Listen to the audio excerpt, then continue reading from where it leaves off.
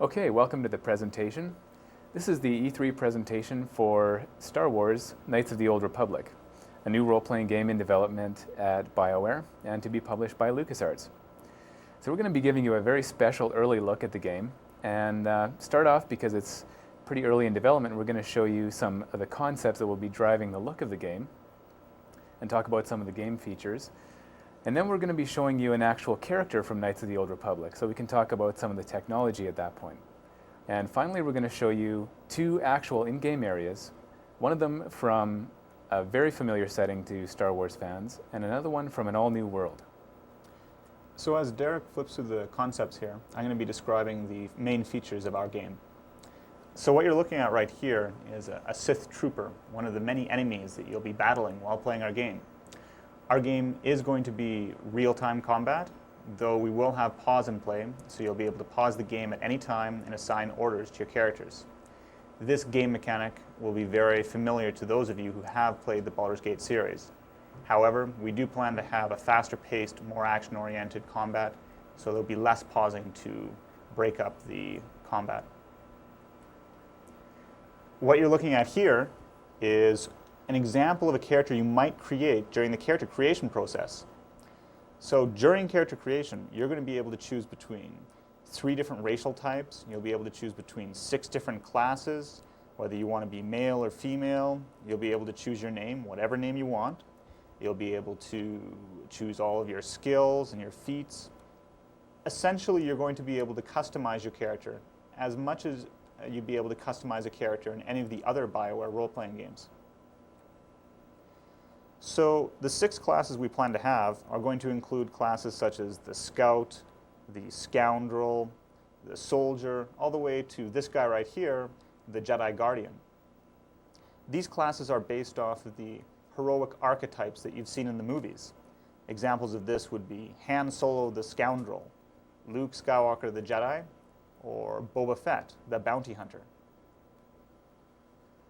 So our game is going to be a party-based game. You'll be able to control up to 3 characters at any given time. You'll be drawing from a pool of characters that have been pre-generated. Each of these characters will have their own personality and will include such things as the battle droid you see right here, or a Wookiee, or another Jedi, or an exotic Twi'lek. Each of these characters is going to have a fully realized personality. They'll be able to interact with your main character. You'll be able to form friendships with them, rivalries, or even romances. So part of every Star Wars experience is the fast-paced action scenes like the space combat or the racing scenes that often form the climax to the movies. Well, we wanted to make sure that we had that exciting component in Knights of the Old Republic.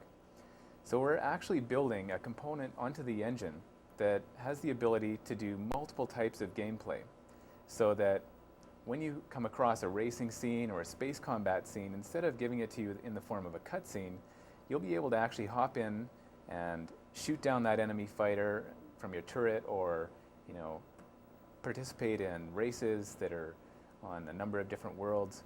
You'll be able to actually do these things yourself. And another cool thing about Star Wars, I think, is a lot of people want to have their own Millennium Falcon and blast around the galaxy. Well, in Knights of the Old Republic, you'll actually be able to do that. This is a hyperspace freighter that you'll have, and it performs a number of duties. It's a home base for the player. It's a place for you to store all your characters when you're not using them. You can always return to it. It's sort of a safe place that you can get healed and so on. But it's also a focus for some of the more action-oriented scenes in the game. So being a role-playing game, we're also going to have hundreds and hundreds of items available to the player. These items are going to include the most famous items from the Star Wars movies, such as the blaster, the thermal detonator, the lightsaber, or the double-bladed lightsaber. We're also going to have more than 100 different enemies for you to fight. These enemies are going to range from huge monsters such as the Dread Rancor or the Krayt Dragon, all the way to battle droids and Sith Jedi like this guy right here. Now this handsome fellow you're looking at right here is an example of the Scoundrel class, and he likes to use his skills to solve most problems, though as you can see he'll also rely on his blasters. There are going to be more than 100 skills and feats in the game, and these are going to allow you to do such things as set up demolitions or take them apart, use stealth to break into bases, break into security systems. You'll be able to reprogram droids. You'll be able to use your persuasion on people to change their minds about things. You'll also be able to break into computer systems. This girl right here can also join your party. She's a Jedi Knight and has access to the 50+ powers available in our game. These powers are going to emulate any of the powers you've seen in the movies. As well, there'll be a few unique powers that are unique to our era and game. So one of the very few things we've been able to say about Knights of the Old Republic prior to E3 is that it takes place roughly 4,000 years before the time of the movies. Now, this may seem like a really long time, but actually in the Star Wars universe, even space travel has been around for tens of thousands of years. So this is actually a very ancient and spacefaring civilization. And you'll notice this reflected in our designs. They're very similar to the movies, so that you really feel like you're playing something that's very Star Wars. It's a very Star Wars experience.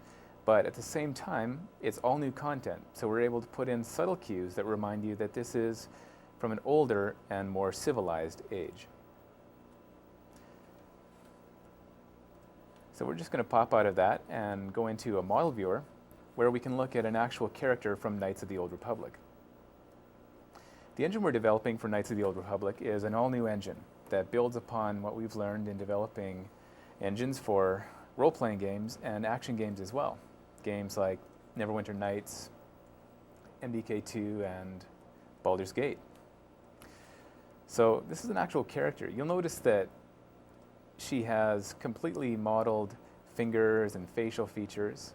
She's got eyes that move and blink and lips and teeth. She's basically a very fully modeled character. So this is very important in being able to create a very cinematic look to our characters and all the in-game actions that you'll see your character performing. And part of being able to do this is having a really good animation system.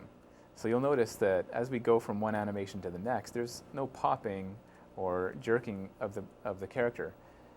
The animations actually flow very smoothly from one to the next, which is really important in creating a realistic motion for a character, especially in things like combat. Now, another thing you'll notice is that this character actually has a number of little parts that actually move and flow as she performs her actions. And these are things like the flaps on her costume and the little bits on her hair. They're moving procedurally, which means that the character can perform any action and they'll move and flow. This allows us to do things like types of materials like cloth and fabric or hair or even fur like on a Wookiee, so that these things can actually move the way they should, and we can even make these things blow in the wind. Basically, all this detail allows us to create characters that we can use in the actual game that will flow straight from a cutscene into gameplay and back, but it's your character, it's not a pre-rendered animation, so you'll see your actual character acting with this kind of emotion. So part of every cinematic experience, of course, is sound, and for that reason, we want to make sure that all the dialogue in Knights of the Old Republic is fully voice acted. So this is an example right here. I knew you could do it. The Force is truly strong with you. So that's an example of a line that was voice acted. Now, part of being able to pull off good voice acting is lip syncing, which normally takes a lot of time to hand animate. So with Knights of the Old Republic, we're going to use procedural lip syncing so that we can give a character a WAV file and they'll be able to speak it. And by doing this, it means that we can get all of the dialogue for the game fully voice acted and lip synced. I will never fall to the dark side. I will never fall to the dark side. So that's an example of a character you'll be able to expect in Knights of the Old Republic. We're going to show you an actual in-game area so you can see what the game itself looks like. So this first world we're going to be taking a look at is the most famous world in the Star Wars galaxy. You'll probably immediately recognize it. It's the world of Tatooine. This is a small settlement built upon Tatooine, some 4,000 years in the past. Tatooine is going to be one of the 8 worlds that you'll be able to visit while playing our game. You'll be able to visit other worlds such as water worlds, jungle planets, or cityscapes. We really want the player to feel that he has an enormously varied galaxy to explore, much like the galaxy that he saw in the movies. This is a restricted area. No civilians allowed inside. Another thing we feel is quite important to a role-playing experience is that the player feels that he has a lot of freedom while exploring the game environments. Therefore, we're going to allow the player to explore the worlds in the order that he wants to, choose which subplots he wants to play, and essentially create his own legend. He won't be cattle corralled along a specific path. There will be a main story, but this story is not going to limit the player's actions or make choices for him. So if you look around, you can see that there's quite a few NPCs on the streets. We actually have more than 30 NPCs right now in this small town area. We're going to be able to support many, many creatures in a given area at a given time. So we'll really be able to simulate large cityscapes or huge battles with dozens of opponents all on the screen at the same time. Move along. Until the cargo ship has finished loading, this docking facility is off limits. Each of the NPCs in the game is going to be as realistic as possible. They'll react to as the game world changes, and they'll also recognize the player's actions. Another thing we feel is quite important are the subplots that you go through in the game. The subplots in Knights of the Old Republic are going to be the most deep and fully realized subplots that we've done so far. They won't be your average fetch and retrieve quest. They're also going to have multiple routes through them, so you'll be able to choose whether you want to use stealth or role-playing, or the most popular, Force, to get through any of the quests in the game. You've probably noticed driving around the streets, there have been several land speeders, as well as these land speeders right here. Another one of the mini games we're going to have in the game is going to allow you to drive speeders in races against other pilots. There'll be several speeder tracks built on some of the worlds, and you'll be able to go to these speeder tracks, sign up for the races, and if you do really well, you can become famous, and NPCs will treat you accordingly. Sir, what are you still doing out here? Your mission was clear. The Jedi Council expects you to be on board that ship. You have to hurry, sir. It's about to launch.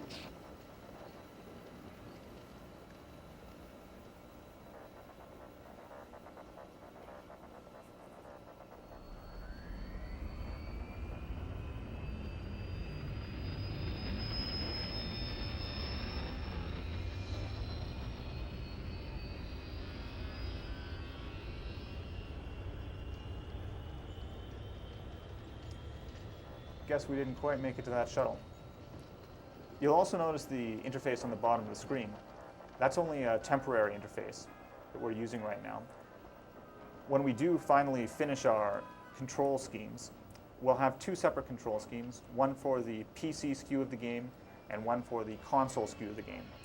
We want to really appeal to the users of either of those consoles. So that was an example of an area that's more story-based and there's a lot of character interaction and dialogue. This is an example of an area that has a lot more combat and battle going on. This is an all-new world. It's called Terrace, and it's a giant city world that's currently under siege by Sith troopers.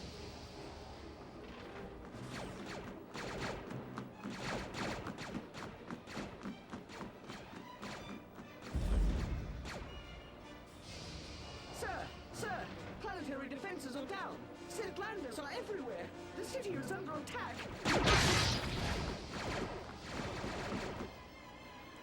So as you can see there, we want to make sure that we have all the visual effects and visual graphics that you'd expect from the Star Wars universe.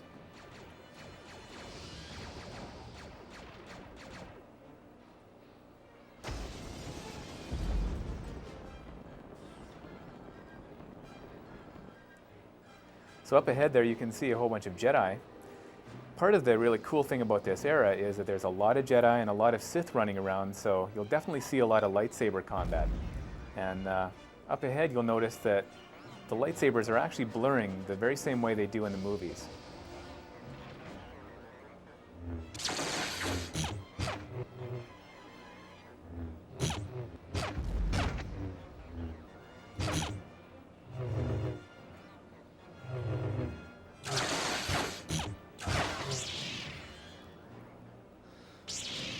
Get to the evacuation shuttle, young Padawan.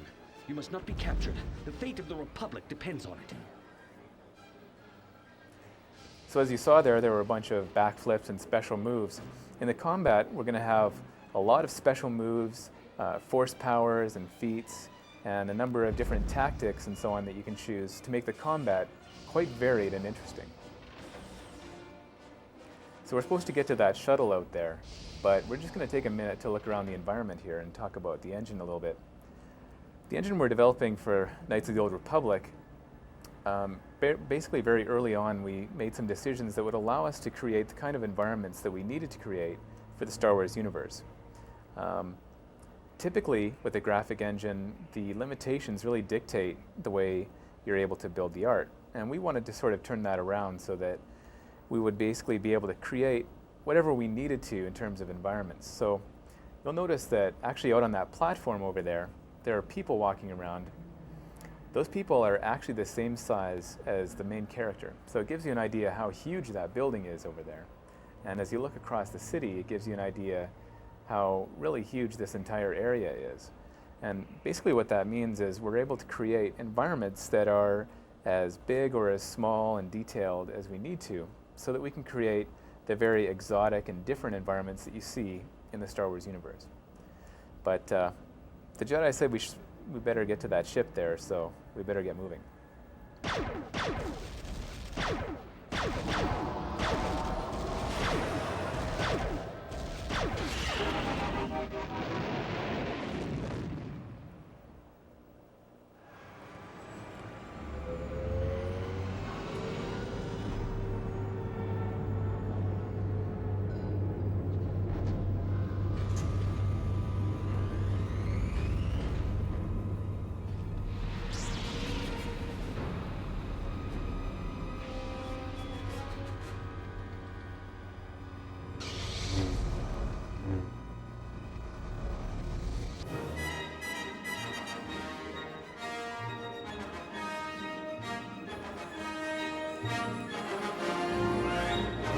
So with Star Wars Knights of the Old Republic, we want to create the impression that you, the player, are experiencing something similar to as though there's a great Star Wars film out there that no one's ever seen before, but you get to unfold the story as its hero. So that's the E3 presentation. If anyone has any questions, we'd be happy to answer them. Via email.